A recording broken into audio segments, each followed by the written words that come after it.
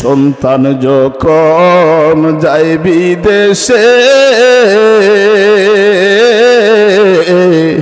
মায়ের চোখের জলে বালিশ ভিজে গো। খারাপ লাগে আপনাদের? খারাপ লাগে? শেষ করে দেব। সন্তান যখন যায় বিদেশে মায়ের চোখের জলে বালিশ ভিজে গো। ছেলের মুখ দেখিলে মায়ের মনে কোনো দুঃখ থাকে না, মায়ের মতো না। জুড়ে কোন মারহাবা। ও শালদিগার মানুষ, ও শালদিগার মুসলমানেরা, এই জন্য বলবো বাবা, মা বাবার মনে কষ্ট দেওয়া যাবে না। কারণ ওই মা বাবা সন্তানের জন্য যদি রে মাওলার দরবারে দোয়া করে, ওই দোয়াটা যদি নেক দোয়া হয়, আল্লাহ রাব্বুল আলামিন মধ্যখানে কোনো পর্দা রাখে না, ডাইরেক্টলি আমার আল্লাহ সন্তানের জন্য কবুল করে নে। আর ওই মা বাবা যদি বদদুয়া দেয় সেটা হাত তুলে দিতে হয় না। যদি মা বাবা বদদুয়া দেয় সেটাতেও পর্দা থাকে না, আমার আল্লাহ কবুল করে নেই। এই জন্য মা বাবার নেক দোয়া নেওয়ার চেষ্টা করবেন। কারণ মা বাবার মনে কষ্ট দিয়া তোমার কাছে কোনোদিন তুমি সফল হতে পারবা না। তোমার ইবাদত মাওলার দরবারে কবুল হবে না, কবুল হবে না। কারণ নবী আমার বলে দিয়েছেন, জানিয়ে দিয়েছেন, মা বাবার সন্তুষ্টিতে আল্লাহ সন্তুষ্ট হয়, মা বাবার অসন্তুষ্টিতে আল্লাহ অসন্তুষ্ট হয়ে যায়। সুতরাং নবীর হাদিস থেকে আমরা বুঝতে পারলাম মা বাবার খেদমত করার, মা বাবার সাথে সৎ আচরণ করার দরকার আছে না নাই? আজকের মাহফিল সার্থক হয়ে যাবে যদি মা বাবার খেদমত শিখতে পারেন। আজকের মাহফিল সার্থক হবে মা বাবার সাথে যদি ভালো ব্যবহার করেন। ওরেকে বলবেন, হুজুর আমার তো মা নাই, আমার তো বাবা নাই, আমি কি করব? কেমনে মার কাছ থেকে মাফ চাইব? কেমনে বাবার কাছ থেকে মাফ আনবো? ও মুসলমান ইমানদারেরা, আমার আল্লাহ সেটাও শিক্ষা দিয়ে দিয়েছেন কোরআন শরীফের মধ্যে। আল্লাহ বলেন, রাব্বির হামহুমা কামা রাব্বায়ানি সগীরা। মার কবরের পারে দাঁড়াইয়া যারা সূরা ইয়াসিন তেলাওয়াত করতে পারেন, সূরা ইয়াসিন তেলাওয়াত করবেন, সূরা ইখলাস তেলাওয়াত করবেন, সূরা ফাতিহা তেলাওয়াত করবেন। আর মা বাবার জন্য চোখের পানি সাইরা সাইরা কাঁদবেন। মা বাবার দোয়া যেমনই সন্তানের জন্য কবুল হয়ে যায়, সন্তান যদি মা বাবার কবরের পারে দাঁড়াইয়া চোখের পানি সাইরা আল্লাহর কাছে কাঁদে রে, আমার আল্লাহ রাব্বুল আলামিন ও সন্তানের চোখের পানি আমার আল্লাহ বৃথা যেতে দেয় না। সুবহানাল্লাহ পড়েন।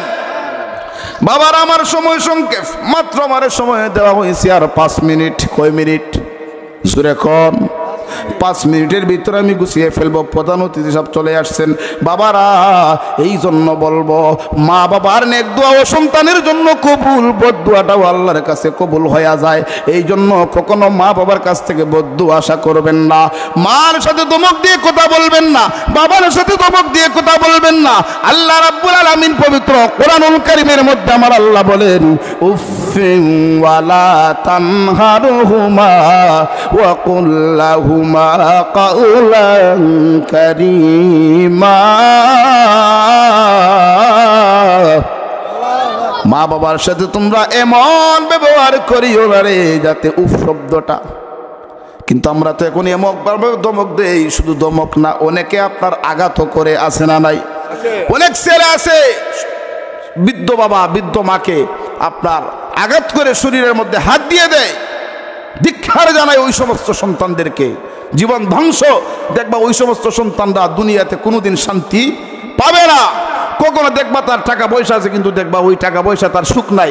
আর আখেরাতে তো তার সব কিছু বরবাদ। কারণ মা বাবা যদি মাফ না করে, মা বাবা যদি সন্তুষ্ট না থাকে, আল্লাহও তোমার প্রতি সন্তুষ্ট থাকবো না। ওই ইবাদতগুলো মাওলার দরবারে কবুল হবে।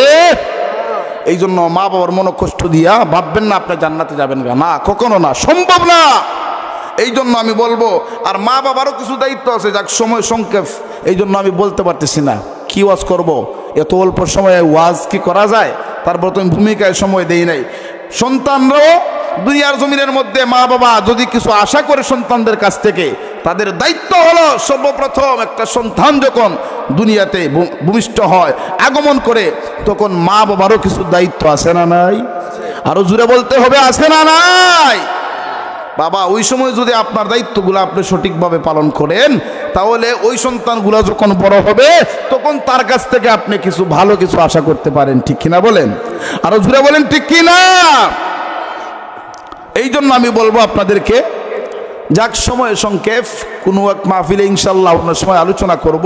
আজকে শুধু এইটুকুই আপনাদের কাছে আমি মেসেজ দিয়ে যাই, যুবক ভাইরা যারা আছেন বা যাদের মা বাবা এখনো জীবিত আছেন, আল্লাহ যেন ওই মা বাবার নেক হায়াত বাড়িয়ে দিন।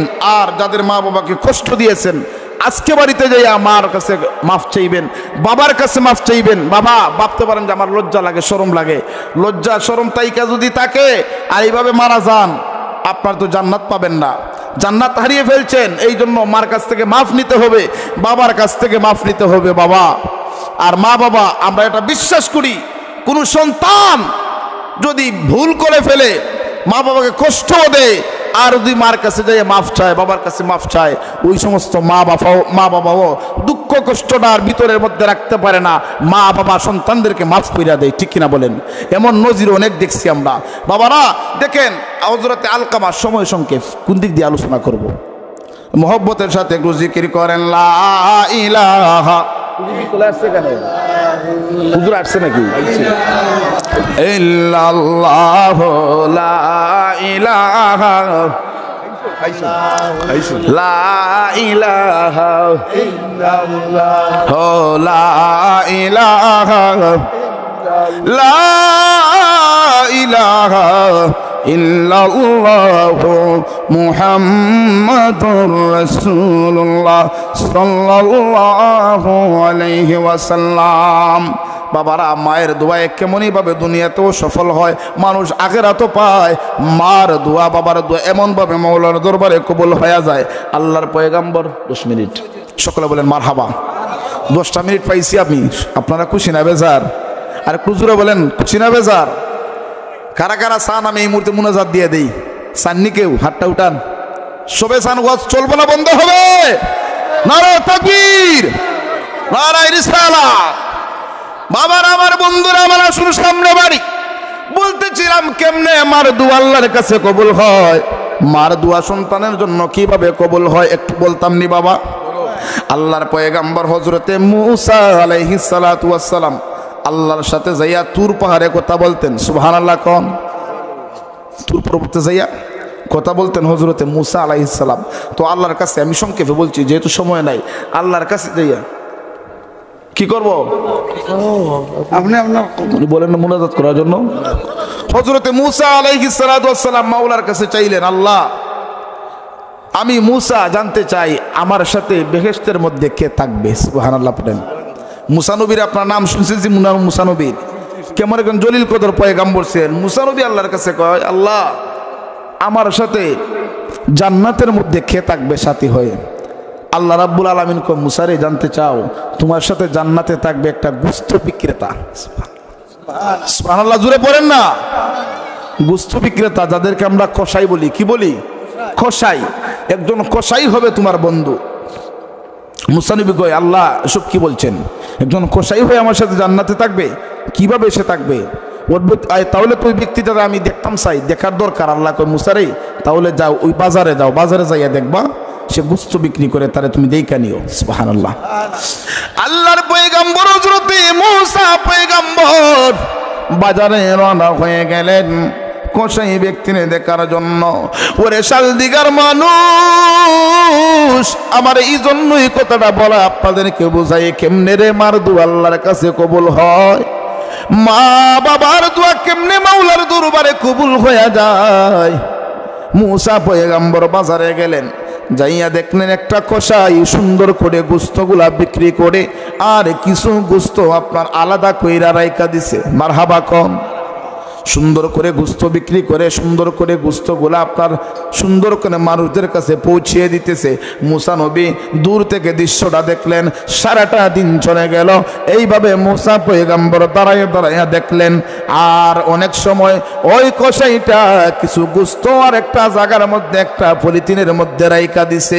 সারাদিন যখন শেষ হয়ে গেল, বিকালবেলা মুসা পয়গম্বর ডাক দিয়ে কয়, কসাই রে, আমি তোমার বাড়িতে আজকে মেহমানদারি করতে চাই। আল্লাহু আকবার। মেহমানদারি করতে চাই। মেহমানদারি করানো এটা সুন্নত, মেহমানদারি করানো সুন্নত। কিন্তু আমরা আমাদের সমাজের এখন অবস্থা কিটা জানেন? মেহমান যদি কারো বাড়িতে আয়, দেখবেন অনেকের কপালটা এমনভাবে খুশ হয়, আরে আইসে দেখছেন নি 2 দিন পরে পরে আইসা পরে মুরুগ একটা জব করতেইব, এরকম আছে না নাই?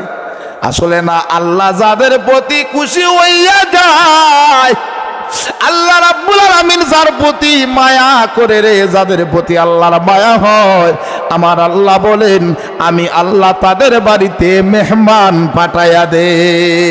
আল্লাহু আকবার। আল্লাহ যার প্রতি খুশি হয় তার বাড়ি মেহমান যায়। আল্লাহ যার প্রতি খুশি হয় তার ঘরে আমার আল্লাহ প্রথম কন্যা সন্তান দান করে। কন্যা সন্তান আসলেও আমরা মিষ্টি বাড়ি না, ছেলে ওই তো মিষ্টি দিলাম বলে মুখ বেজার হইয়া যায়, মেহমান আসলেও বেজার হইয়া যায়। আল্লাহ চায় আমাদের ভালো, আর আমরা বেজার হই, ঠিক কিনা? এটা হল আমাদের বর্তমান অবস্থা। ওরে মুসলমান, গভীর ইমানদারি করতে চাই, কয় আসেন আমার বাড়িতে, অসুবিধা নাই। বাড়িতে গেলেন, বাড়িতে যাওয়ার পরে হযরতে মুসা পয়গম্বর ডাক দিয়ে, হযরতে মুসা আলাইহিস সালাতু ওয়াস সালাম নজর কইরা দেখেন, এই কুশাই ব্যক্তিটা বাড়িতে প্রবেশ করার পরে রে, একটা মহিলা সুন্দর করে মহিলাটারে আপনার গোসল করাইলেন। বৃদ্ধ একটা মহিলা, হাঁটতে পারে না, চলতে পারে না, মহিলাটারে সুন্দর করে গোসল করাইলেন, তেল দিয়ে দিলেন, আর যে গোস্তগুলা নিয়েছিল গোস্তগুলা সুন্দর করে তরকারি বানাইলেন। তরকারি বানাইয়া রুটি বানাইয়া এই বৃদ্ধ মহিলাটার মুখের মধ্যে রে খাবার তুলে দিচ্ছে। জুড়ে বলেন না আল্লাহু আকবার। মুসা নবী দৃশ্যগুলা দেখলেন, সুন্দর করে খাবার দাবার করাইয়া এবার মুসা পয়গম্বর ডাক দিয়ে কয়, কসাই রে, এই বৃদ্ধ মহিলাটা কে রে? ডাক দিয়ে কয়, গো মুসাফির, এই বৃদ্ধ মহিলাটা জানতে চাও উনি কে গো? উনি হইল আমার গর্ভধারিণী মা। আল্লাহু আকবার। বৃদ্ধ মহিলা সারাদিন কাজকর্ম করে, বাড়িতে এসে আগে মার সেবা করে রে, মার খেদমত করে। এবার মুসা পয়গম্বর নজর করে দেখেন, এই মহিলাটা খাবার দাবার শেষ হওয়ার পরে মাওলার দরবারে এইভাবে 2টা হাত উত্তোলন করে যেন কি দোয়া করছে। সুবহানাল্লাহ। মুসা নবী ডাক দিয়ে কয়, কসাই, ওরে কসাই, বুঝলাম তোমার মা, কিন্তু তোমার মা খাবার দাবার পরে কি দোয়া করে মাওলার দরবারে? কসাই কয়, মুসাফির, আমার মা প্রত্যেক সময় আমার জন্য দোয়া করে, আমার মার দোয়ার বরকতে আমি দুনিয়াতে অনেক লাভবান। আল্লাহ পাক আমারে শান্তিতে রাখছে, আমি খুব শান্তিতে আছি আমার মার দোয়ার বরকতে। জুড়ে বলেন সুবহানাল্লাহ। আমার মার দোয়া মাওলার দরবারে কবুল হয়ে গেছে। কিন্তু মুসাফির, আমার মা এমন একটা দোয়া করে সব সময়, এই দোয়াটা কি কখনো কবুল হইব? এই দোয়া কখনো সম্ভব হবে না, কবুল হবে না। আল্লাহর পয়গম্বর মুসা নবী কয়, কি এমন দোয়া তোমার মা আল্লাহর কাছে করে সব দোয়া কবুল হইছে, আর এমন দোয়া কবুল হইতো না? কি এমন দোয়া করে? ডাক দিয়া কয়, মুসাফির গো, আমার মা মাওলার দরবারে 2টা চোখের পানি চাইরা আল্লাহর কাছে হাত তুইলা ডাক দিয়ে কয়, মালিক,